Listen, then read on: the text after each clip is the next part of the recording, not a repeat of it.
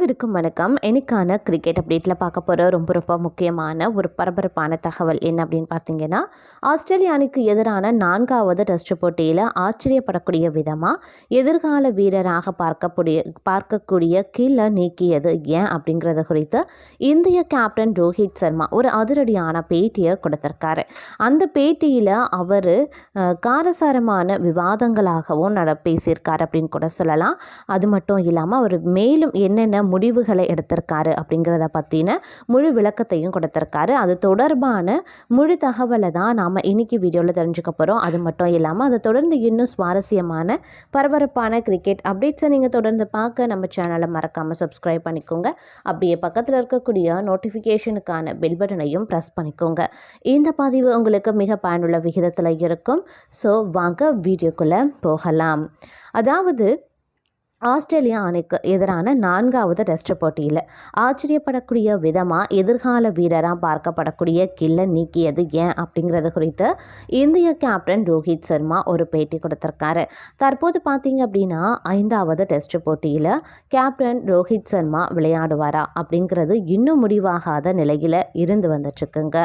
மேலும் அவர் விளையாடுவதற்கான வாய்ப்புகள் குறைவு அப்படின்னு தற்போது செய்திகளும் தெரிவிக்கிறாங்க. இந்த நிலையில் அவருடைய இடத்துல கில் விளையாடுவார் அப்படின்னு தெரியுது.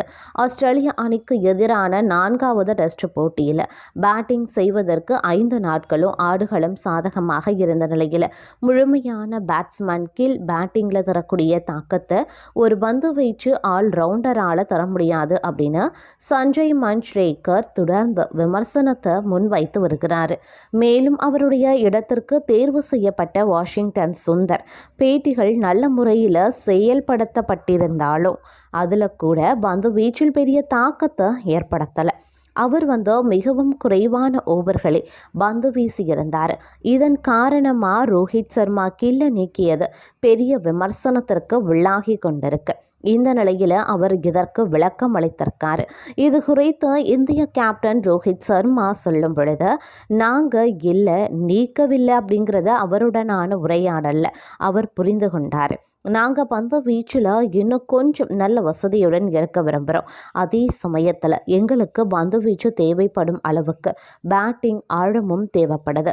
இதன் காரணமாகவே நாங்கள் 2க்கும் சேர்த்து வாஷிங்டன் சுந்தரை தேர்வு செய்திருக்கோம். இதில் கில் சரியாக புரிந்து கொண்டு எங்களுடன் சமரசமாக சென்றிருக்காரு. நாங்கள் அவர் சரியாக பேட்டிங் செய்யவில்லை, ரன்கள் எடுக்கலை அப்படின்னு நீங்கள் கிடையாது. டீம் காம்பினேஷன் எங்களுக்கு வேறு மாதிரியாக தேவைப்பட்டிருக்கு. இதன் காரணமாகவே நாங்கள் கில்லை விளையாட வைக்க முடியலை. இதை அணியின் நலனுக்காகவே நாங்கள் முடிவெடுத்திருக்கோம், நான் முடிவு செய்திருக்கேன் அப்படின்னு சொல்லியிருக்காரு ரோஹித் சர்மா அப்படின்னு சொல்லலாம். அது மட்டும் இல்லாமல் மற்றொரு புறம் பார்த்தோம் அப்படின்னா சரவ் கங்குலி முதல் ஷேவாக் வரைக்கும் எப்படி இந்திய அணியில் இருந்த முன்னாள் கேப்டன் தோனி வெளியேற்றி இளம் வீரர்களை கொண்டு வந்தாரோ அதே ஸ்டைலில் இந்திய அணியின் பயிற்சியாளர் கௌதம் கம்பீர் பின்பற்றி வருவதாக பார்க்கப்படுதுங்க. அஸ்வினை தொடர்ந்து அடுத்ததாக ரோஹித் சர்மா பக்கம் கம்பீர் திரும்பியிருப்பது ரசிகர்களிடையே ஆச்சரியத்தையும் ஏற்படுத்தியிருக்கு. 2007 ஆண்டு இந்திய அணியின் கேப்டனாக தோனி நியமனம் செய்யப்பட்ட போது அவர் முன் நின்ற மிகப்பெரிய சவால் ஜாம்பவான் வீரர்களை கையாள்வது தான்.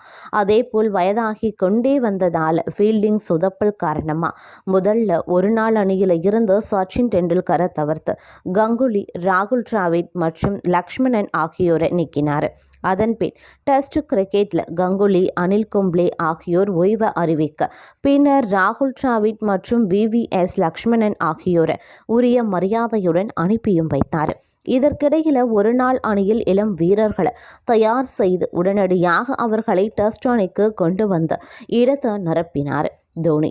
சச்சின் டெண்டுல்கர் மட்டும் நல்ல ஃபார்மில் இருந்ததோடு விளம்பர வருவாய் காரணமாக ஒரு நாள் மற்றும் டெஸ்ட் அணிகளில் கடைசி வரைக்கும் ஆடினார்.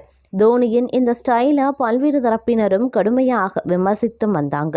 ஜாம்பவான் வீரர்களுக்கு உரிய மரியாதை அளிப்பதில்லை அப்படின்னு அவரது ரசிகர்களும் விளாசி வந்தாங்க.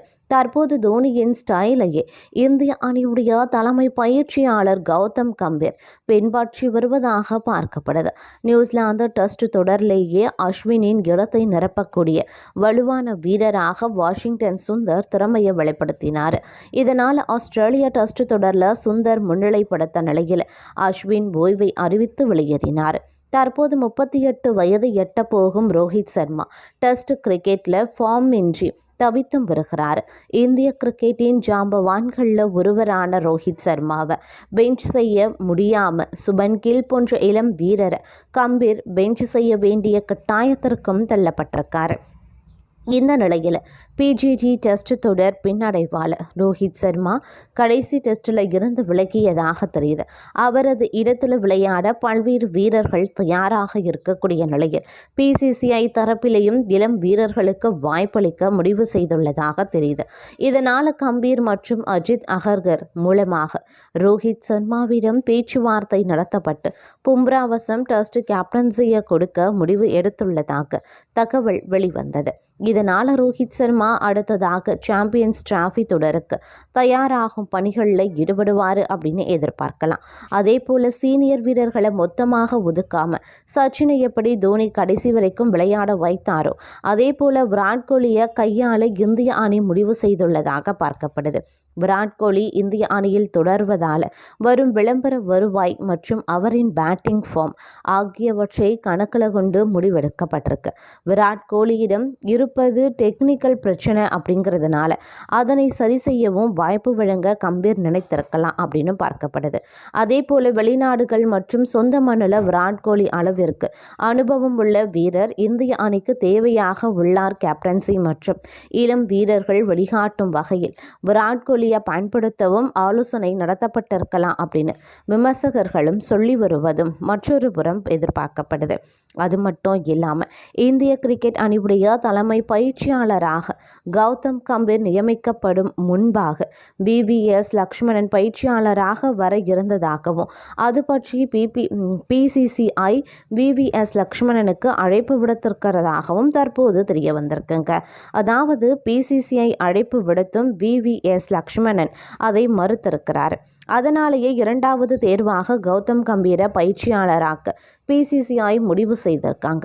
அதற்கு முன்னதாக சில வெளிநாட்டு பயிற்சியாளர்களிடமும் பிசிசிஐ பேசியிருந்திருக்காங்க. அவர்களும் முழு நேரமாக இந்திய அணியின் பயிற்சியாளராக வர ஒப்புக்கொள்ளவில்லை அப்படின்னு கூறப்படுது.